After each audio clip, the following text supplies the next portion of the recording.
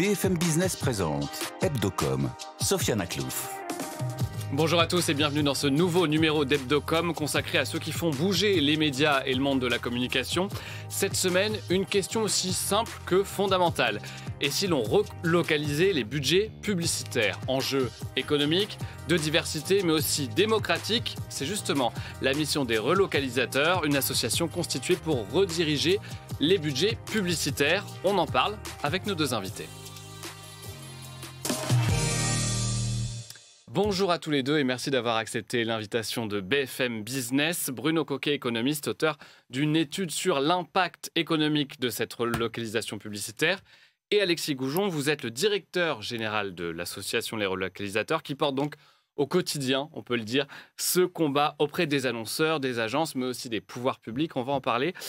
Justement, est-ce que vous pouvez nous expliquer, selon vous, ce qui ne va pas actuellement dans le marché publicitaire français ? Alors le marché publicitaire français, peut-être pour démarrer, dire un petit peu comment il évolue et quel est son niveau aujourd'hui. Donc le marché publicitaire français, c'est un marché qui évolue doucement. La dernière étude du BUMP, alors c'est une référence chez nous, qui est le baromètre unifié des investissements publicitaires, qui donne une augmentation annuelle de l'ordre de 5% du marché publicitaire. On était en 2024 sur un investissement global de l'ordre de 19 milliards d'euros, donc avec une évolution de 5% chaque année. Mais il y a quelque chose de très concret dans la structure de cette évolution-là, c'est que sur ces 5%, en fait, si on détaille, c'est 14% d'augmentation du digital et seulement 2% d'augmentation pour les médias, on va dire, dits traditionnels. Donc la particularité, alors en soi, c'est le sens de l'époque. Oui, on va dire c'est l'évolution. On est sur le numérique, moins sur les médias traditionnels. Exactement. En soi, ça pourrait ne pas être un problème. Alors en soi, c'est pas un problème, mais si on rentre un petit peu dans le détail du chiffre, ça devient un problème, puisque sur cette augmentation du digital, aujourd'hui, entre 75% voire 80% sur les derniers chiffres qui sont sortis, de ces investissements sont captés très concrètement par les GAFA. Donc Google, Meta, Amazon, et donc ils prennent des parts de marché de plus en plus importantes. Et quand on regarde dans le détail, leur part de marché sur l'ensemble des investissements publicitaires, ils augmentent environ de 1,5 à 2% chaque année. Bruno, on ne vous présente plus économiste, docteur en économie. Justement, vous le faites, ce constat très alarmant de 70% des recettes publicitaires captées par les GAFAM. Concrètement, qu'est-ce que ça change? Quelles sont les conséquences pour les médias français?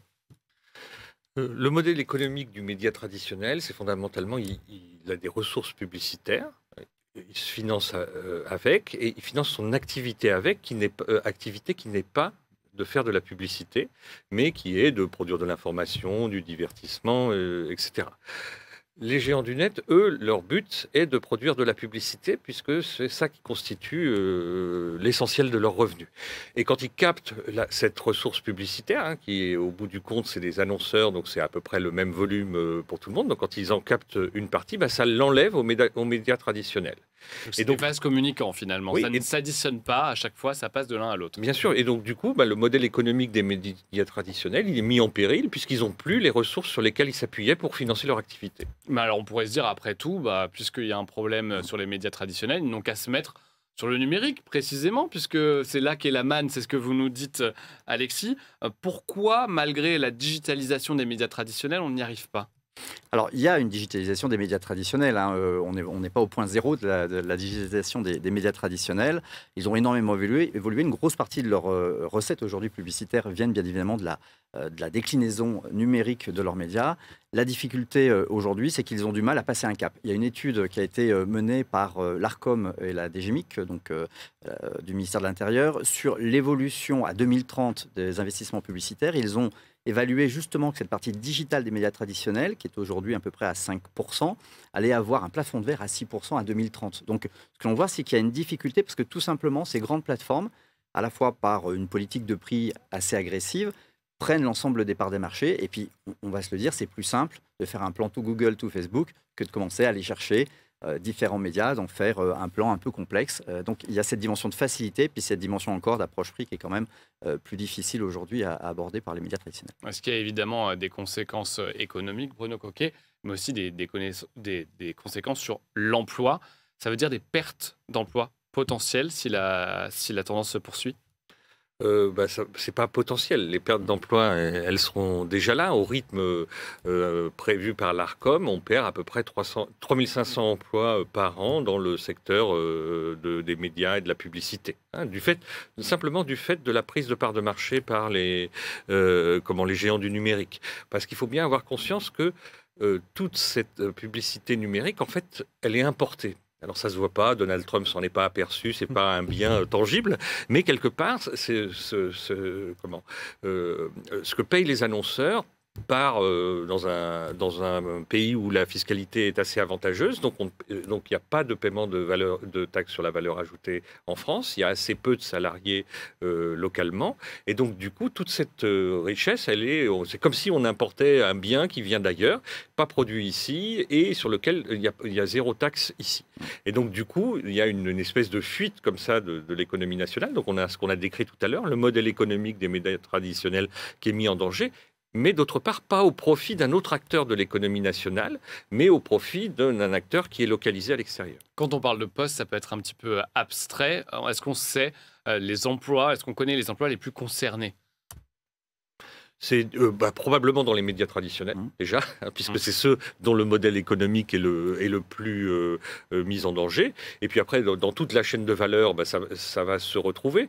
D'autant que les géants du net essayent d'occuper cette chaîne de valeur. Hein. J'imagine que les agences médias, etc., sont aussi impactés puisqu'ils essayent de faire ce travail à partir du produit qu'ils vendent. Ils essayent de monter dans la chaîne de valeur. Mais ça, Alexis le connaît mieux que moi. Il y a une annonce récente de Mark Zuckerberg en disant que dans quelques années, on se passera des agences médias pour faire des plans puisque les annonceurs pourront acheter directement l'ensemble de leurs plans médias chez Meta. Donc il n'y aura plus d'intermédiaire.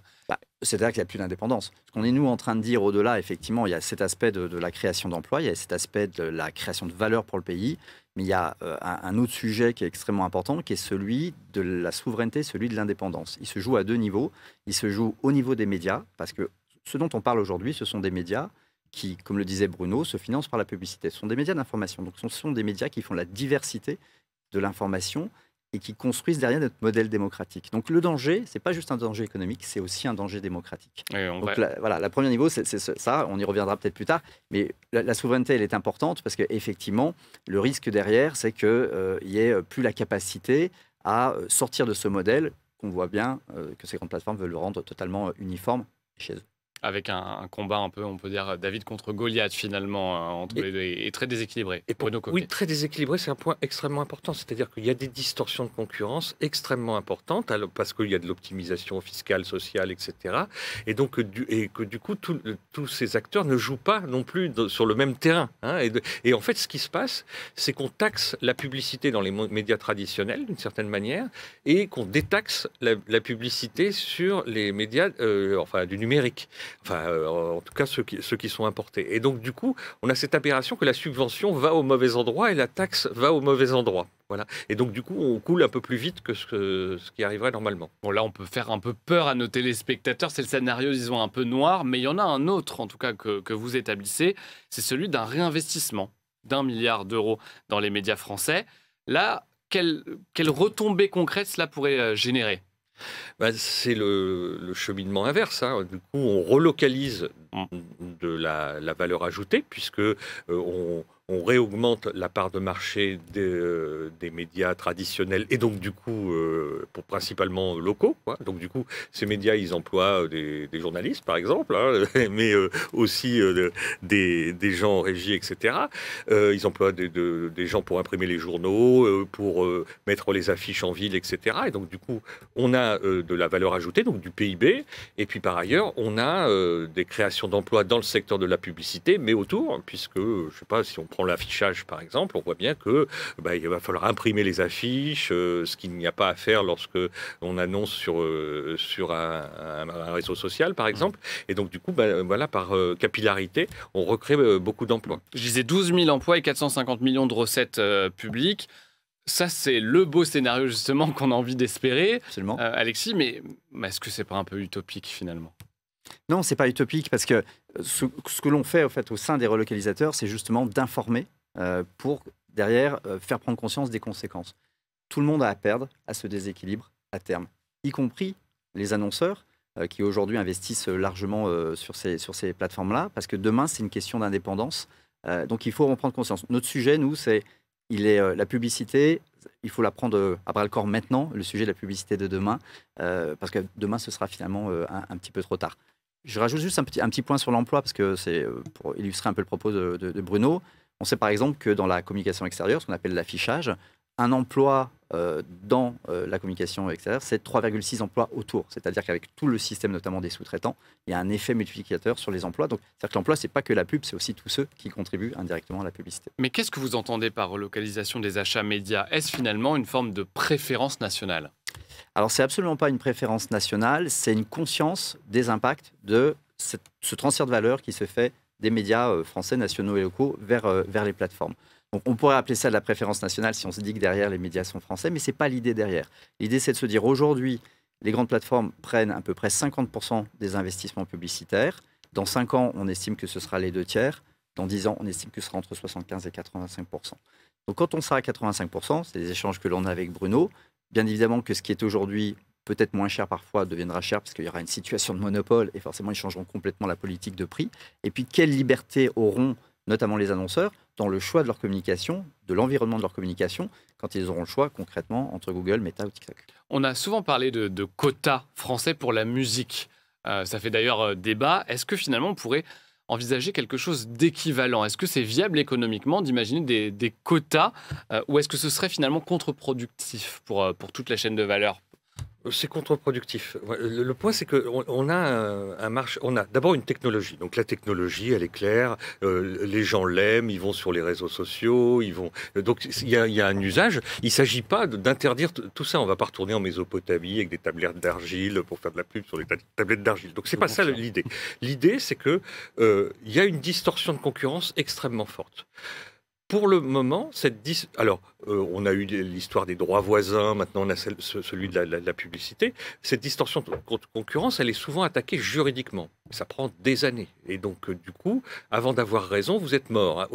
À la vitesse où ça se passe, la part de marché prise par les géants du net, elle a été prise en 10-15 ans. Donc, au point que certains acteurs préfèrent signer des accords les moins défavorables possibles avec ces GAFAM plutôt que d'attendre et de se battre parce qu'ils savent qu'ils ont des millions à perdre d'ici là. Mais c'est pas vrai, parce qu'au bout du compte, ils signent un accord avec quelqu'un où ils sont en situation de faiblesse. Et donc, du coup, on voit bien que les accords qui ont été signés il y a quelques années deviennent assez rapidement caducs, inopérants.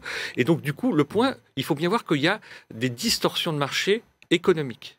Donc cette capacité à être détaxé dans son activité, encore une fois, alors même qu'on est on est un acteur extrêmement puissant, Amazon, Google et Meta prennent 3/4 de la part de marché mondial du numérique. C'est leur revenu publicitaire, c'est le PIB du Danemark chaque année. Donc du coup, c'est gigantesque.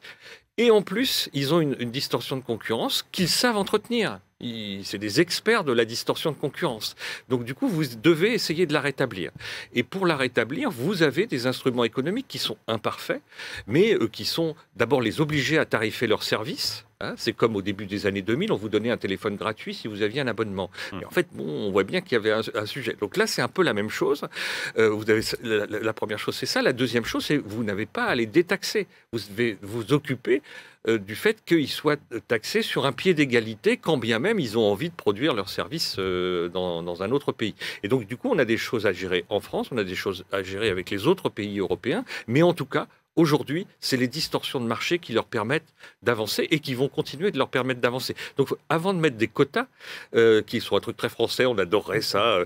On réglemente, vous savez. Non, mais surtout, essayer d'avoir une concurrence équitable. Déjà, ça, ce serait bien. Mais justement, comment faire? C'est tout le nœud du problème et c'est tout le cœur de votre travail, justement, Alexis, puisqu'il faut convaincre ces acteurs de rediriger une part de leur investissement vers les médias nationaux et locaux. Absolument. Là, quelle est votre recette pour le faire? Alors notre recette, elle tient en 3 points. Le premier point, on ne va pas se mentir, c'est une nécessité à les convaincre que s'ils réinjectent une partie de leurs investissements dans des médias français nationaux et locaux, ça va fonctionner pour leur marque, pour le développement de leur vente.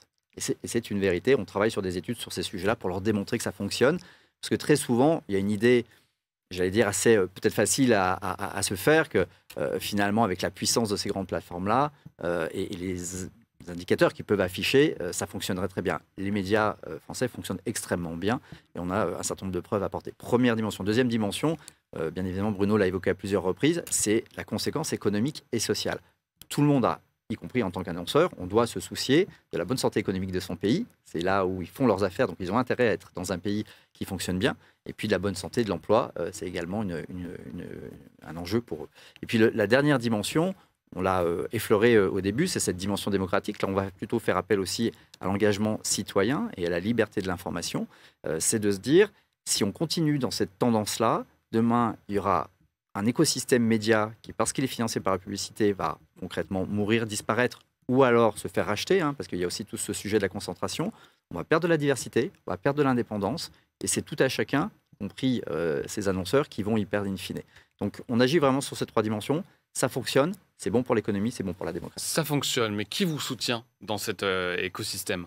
Alors, j'allais dire, nous soutiennent tous ceux qui ont conscience que ça fonctionne, puis tous ceux qui y participent. Donc aujourd'hui, l'association, c'est un regroupement de professionnels des médias et de la publicité, donc principalement des régies médias, des agences médias, également quelques acteurs de la tech et des data, et qui ensemble amènent des éléments de démonstration de cette efficacité-là.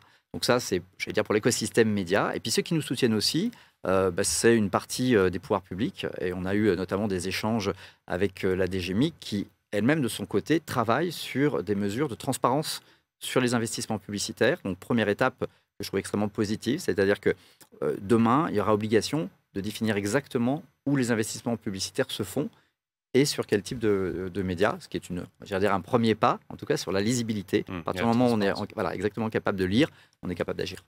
Bruno, vous travaillez aussi sur des études d'efficacité des campagnes dans les médias locaux. Est-ce qu'on peut dire aujourd'hui, finalement, que tout cela offre un retour sur investissement? C'est-à-dire qu'au-delà de la pratique, est-ce qu'il y a des retombées économiques? C'est un peu la question, c'est-à-dire faire les choses au nom de la diversité des médias, c'est une chose, et des enjeux démocratiques, mais est-ce que économiquement, ces annonceurs peuvent s'y retrouver finalement? Je pense oui, enfin ça c'est le rayon d'Alexis plutôt. Moi je suis plutôt dans des aspects sectoriels et macroéconomiques, mais sur le retour investissement, ça c'est la spécialité de Cospirit et d'Alexis. Je redonne la spécialité de Bruno qui serait sur effectivement la conclusion de l'étude, notamment sur la croissance du PIB. Donc là on est sur une économie globale, sur une économie on va dire privée à l'échelle des annonceurs. Bien évidemment qu'investir dans ces médias, aujourd'hui, ça fonctionne. On a démontré que ce soit les médias nationaux, français ou locaux, apportent une valeur ajoutée, que par exemple l'argument local apporte une valeur ajoutée qui permet d'augmenter notamment les ventes. On a aujourd'hui un certain nombre d'éléments de preuve. Ce qui est difficile au fait aujourd'hui, c'est que dans ce marché, comment ça se passe finalement? C'est que chaque régie va venir vendre son produit. Donc telle radio va venir vendre son produit, la radio d'à côté va venir vendre son produit, etc. etc. Nous, le pari qu'on fait, c'est le pari du collectif pour mettre ensemble tous ces indicateurs et montrer que finalement, dans la globalité des médias français, il y a de l'efficacité et c'est en capacité de faire progresser le business des annonceurs in fine. Sauf que si le bilan macro est positif, il y a forcément dans le détail des gagnants et des perdants. Est-ce que les potentiels perdants vous suivent quand même et quels intérêts ils peuvent avoir, eux, à vous rejoindre et à dire on joue le jeu, même si on risque d'y perdre? Alors aujourd'hui, il y a pas. Aujourd'hui, tout le monde est gagnant. Ceux qui sont potentiellement perdants, si on estime qu'on a un marché. Une fois de plus, il faut se redire, on a un marché qui est en croissance, sauf que cette croissance, elle profite plus aux GAFA qu'elle ne profite aux autres. Donc pour l'instant, les perdants, c'est ceux qui en profitent moins. Si demain, juste on rééquilibrait la croissance, déjà, on permettrait aux médias français de plus gagner sans prendre sur la croissance des GAFA. Et on pourrait évidemment se dire qu'on pourrait inverser un peu la tendance. Je reviens sur les propos de Bruno. Aujourd'hui, il y a quand même une réglementation fiscale qui leur est plus que favorable. On peut considérer qu'il y a déjà un déséquilibre qu'il faut corriger à ce niveau-là. Et alors, je complète avec un œil d'économiste ce que dit Alexis, c'est que en 2000, il y avait 1% du PIB qui allait en ressources aux médias traditionnels, comme BFM par exemple. Aujourd'hui, il y a 0,6% du PIB qui va à tous les médias, y compris les GAFAM. Donc, ce que dit Alexis, c'est qu'en fait, le chiffre d'affaires tel qu'il est vu par les acteurs du secteur, il progresse. Après, leur poids dans l'économie, il a été divisé par 3. Voilà, on peut dire les choses comme ça. Et donc, du coup, la ressource que ont les médias traditionnels, que ce soit d'information ou de divertissement, et donc, du coup, les acteurs autour, elle a été divisée par 3 en termes de poids de PIB.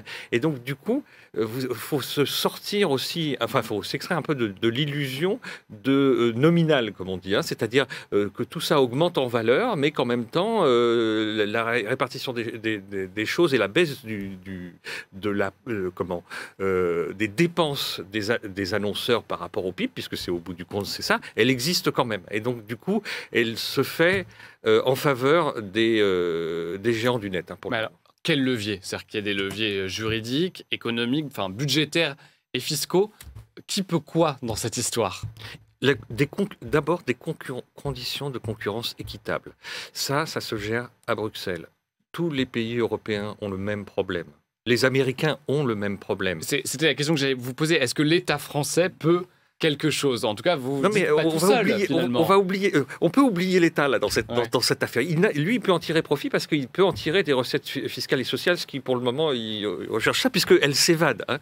Mais il faut bien avoir conscience que même les États-Unis ont ce problème de manière extrêmement aiguë. Vous avez des prix Nobel d'économie qui ne sont pas réputés pour être des post-staliniens et qui proposent de créer aux États-Unis des taxes sur les recettes publicitaires des géants du net qui vont entre 50 et 70% de ces recettes. Okay.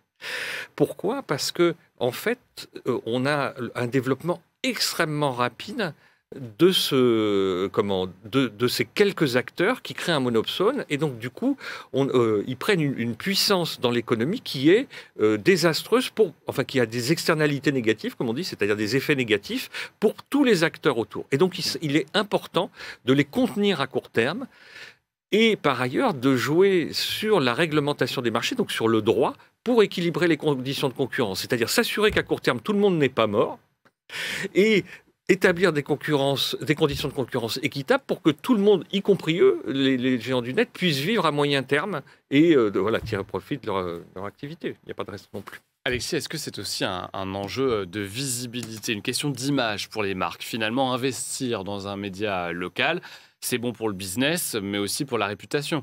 Et bien évidemment, enfin, on a des contextes de diffusion, donc en 2 mots, c'est-à-dire où sort la publicité, qu'elle soit en offline ou online, qui, derrière, entraîne ce qu'on appelle une attention. Aujourd'hui, l'attention publicitaire, ça devient l'alpha et l'oméga, entre guillemets, de la recherche d'indicateurs en publicité, puisqu'il ne suffit pas d'être hyper présent. Là, on est plutôt presque dans l'effet inverse. On est dans la saturation informationnelle et la saturation publicitaire. Donc, ce qui est important aujourd'hui, c'est l'attention. C'est finalement combien de personnes vont réellement retenir la publicité que j'envoie. Et le contexte de diffusion de médias qui sont à la fois des médias éditoriaux, ça peut être des médias in situ, je pense à l'affichage par exemple. Ce sont des contextes de diffusion, et ça a été prouvé, d'attention qui sont beaucoup plus forts. Donc il faut arrêter d'être dans la quantité, il faut être dans la qualité aujourd'hui.